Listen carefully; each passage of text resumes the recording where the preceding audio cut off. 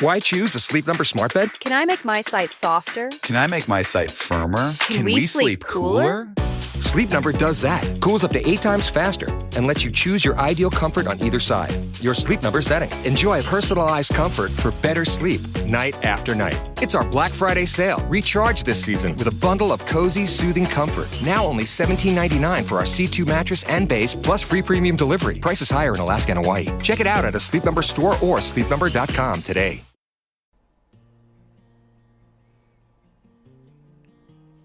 It was a Tuesday night. Nothing special, just Tuesday. The kids were finally asleep. Dishes still in the sink, bills on the counter, and my husband, he walked into the kitchen with 2 coffee mugs, a bag of stale marshmallows we'd forgotten about, and this look in his eyes.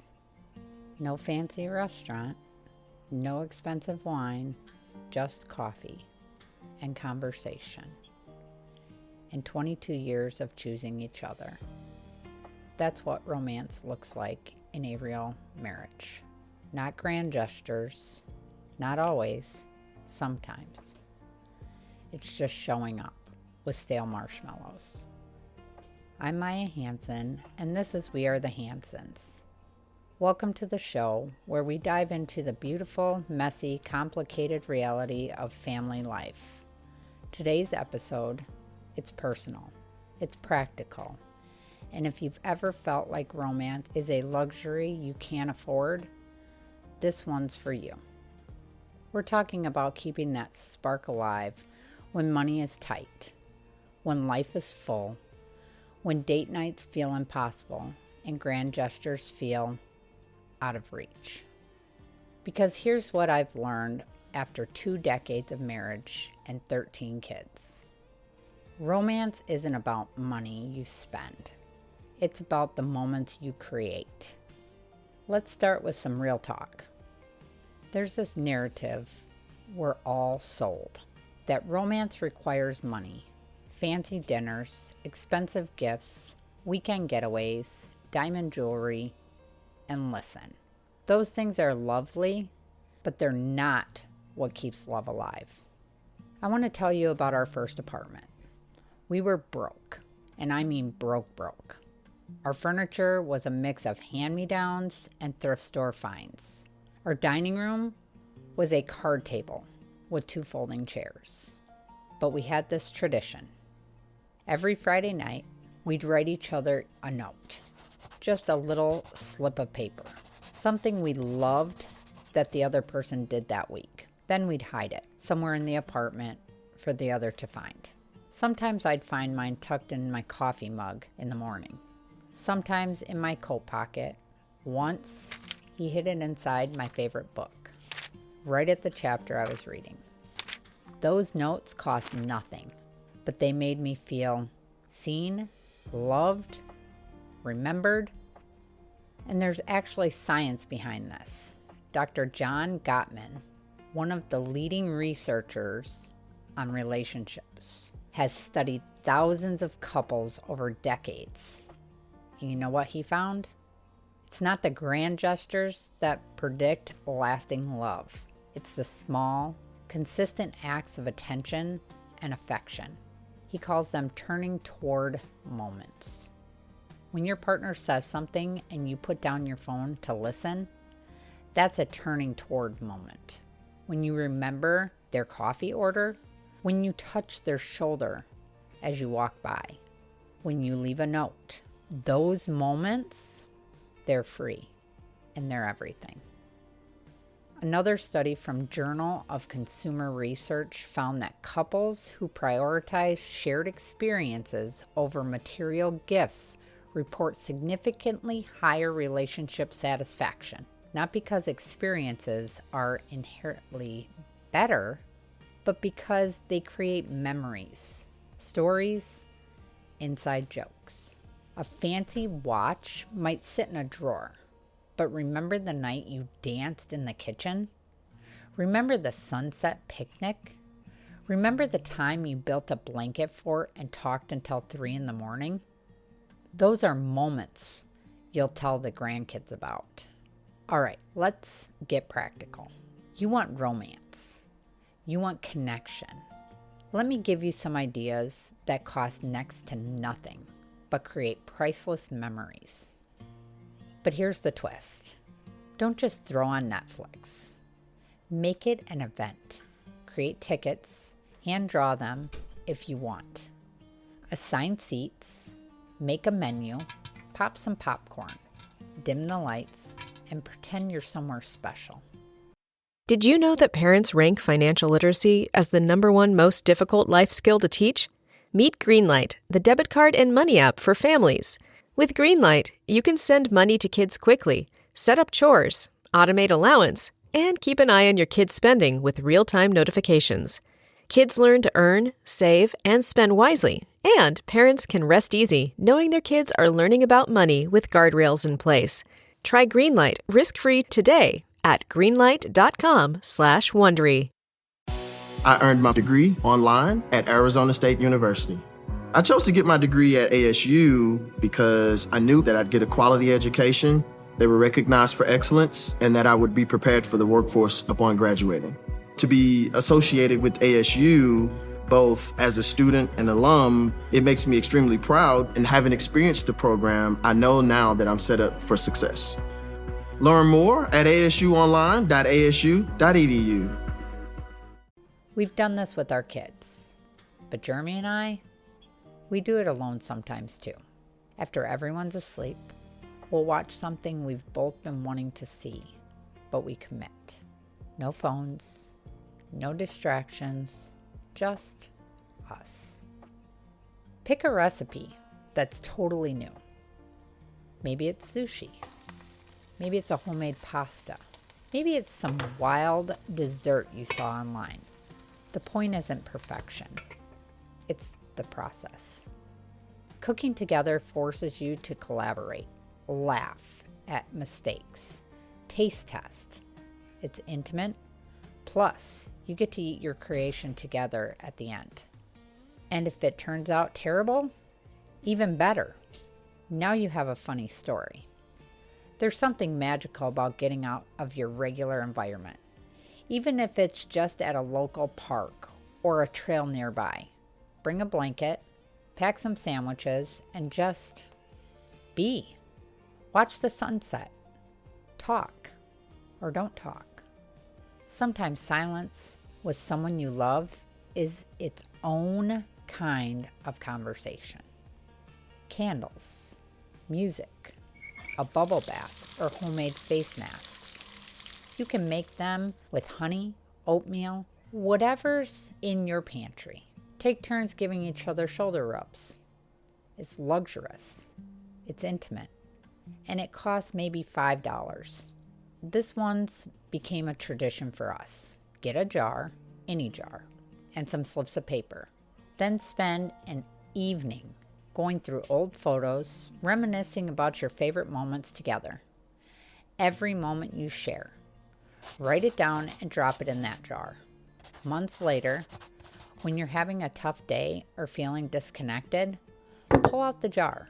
Read them together. It's like revealing your love story, one moment at a time. And here's the thing about all these ideas. They're templates, not rules. Adapt them. Make them yours. The creativity is part of the romance.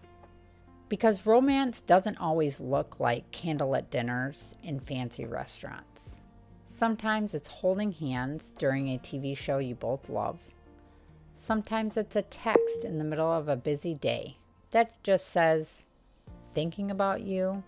Sometimes it's waking up early to make their coffee exactly how they like it. Small gestures, consistent attention, that's the foundation. Now, let's talk about the hard part.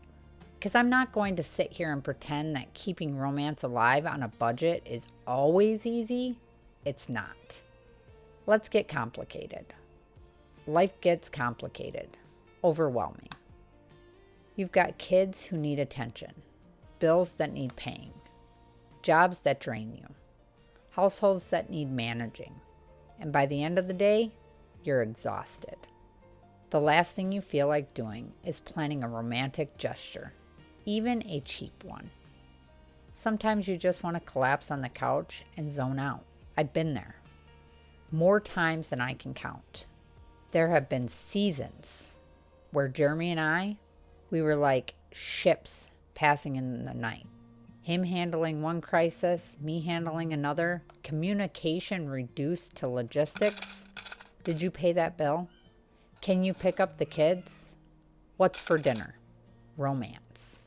It felt like a luxury we couldn't afford. Not because of money, but because of energy.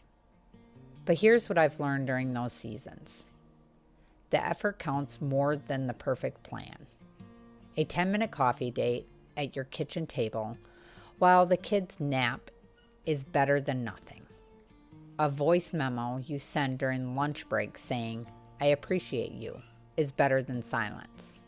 A hand squeeze as you pass each other in the hallway. These things matter. They're deposits in your emotional bank account. Another obstacle, and this is a big one, is the stress about money itself. When you're worried about making ends meet, when you're looking at bills and feeling that knot in your stomach, romance can feel impossible. But here's the paradox. That's exactly when you need connection most. That's when you need to remember why you're in this together. Talk about the money stress. Don't let it be this silent thing between you.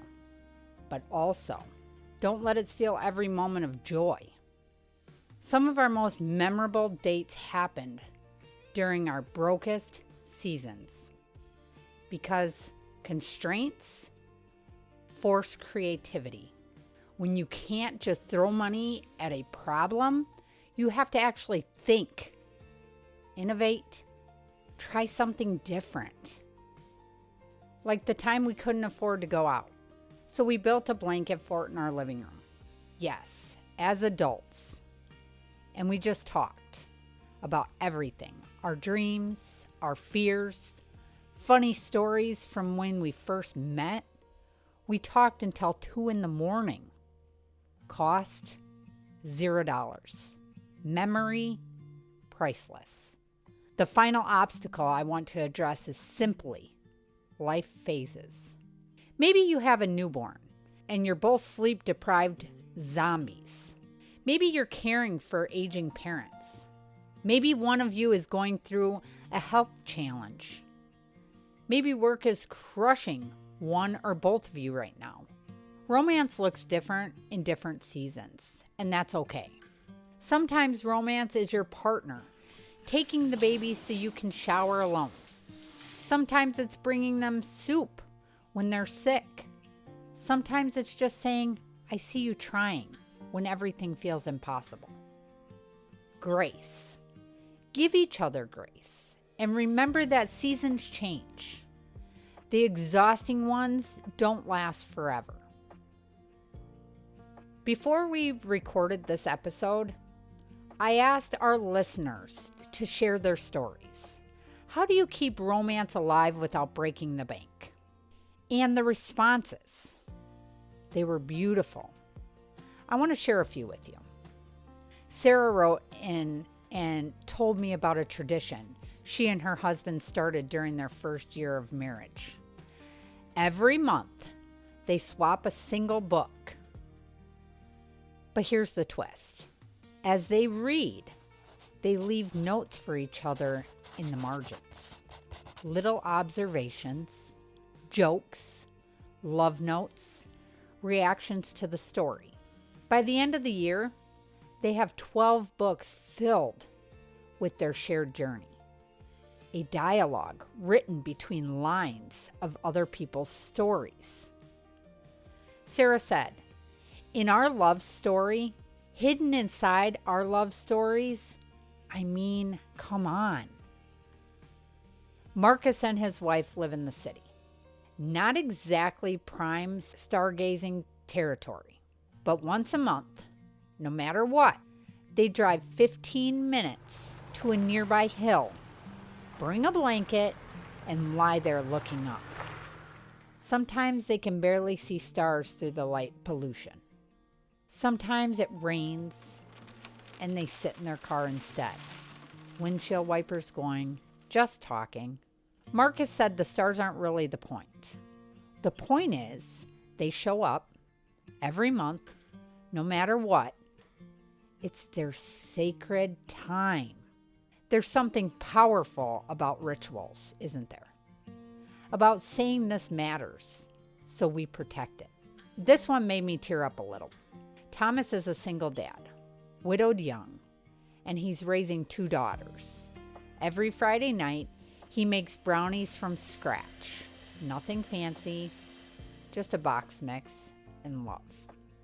But he said his daughters light up every single Friday. When they smell those brownies baking, it becomes this anchor in their week. This promise that no matter how hard things get, Friday brings brownies and time together. He wrote, "Romance isn't always between partners. Sometimes it's showing your kids that love looks like consistency, like showing up with brownies when life is hard." And I thought, yes, exactly. Jennifer and her husband both have demanding jobs, different schedules. They barely see each other some weeks. So they started leaving sticky notes. One on the bathroom mirror, one on the coffee maker, one on the steering wheel. Silly notes, sweet notes, encouraging notes. "You've got this today. Love you more than coffee. Your butt looks great in those jeans."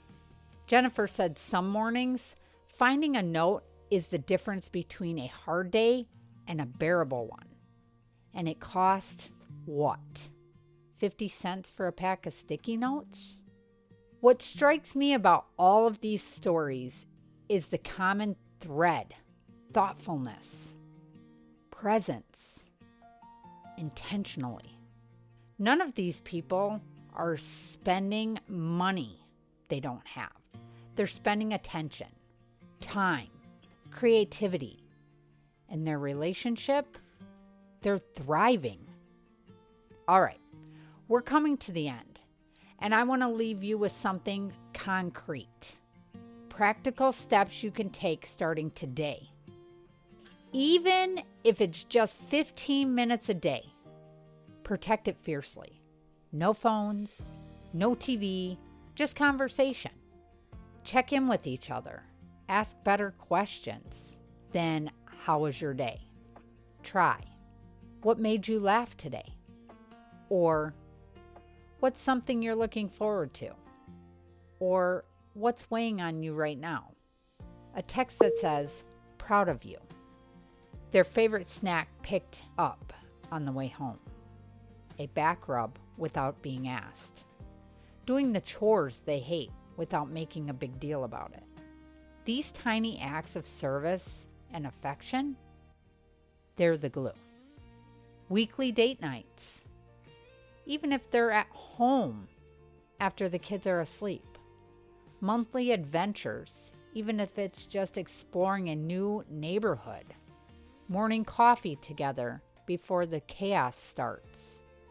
Bedtime conversations where you share gratitude. Find your rhythm and honor it. Rituals become the backbone of connection. When anniversaries or birthdays come around, think beyond store-bought gifts. A handwritten letter detailing everything you love about them.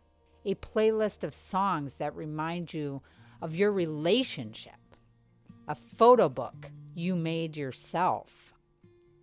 A treasure hunt leading to small, meaningful surprises hidden around your house.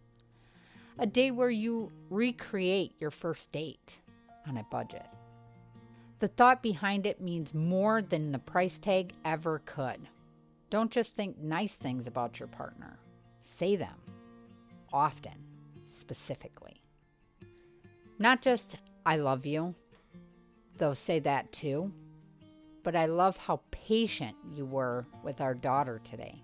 Or, "I appreciate that you always make sure the gas in my car is full." or thank you for being my safe place. Appreciation is free. And it's one of the most powerful relationship tools you have.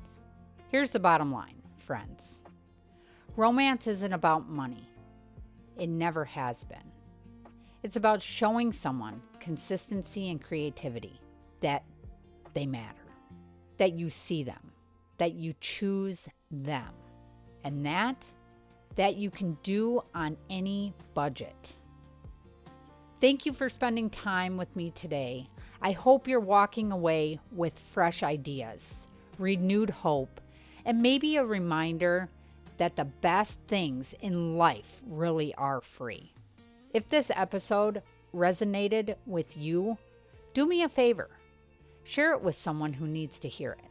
A friend, your partner, the couple that you know who's in a tough season.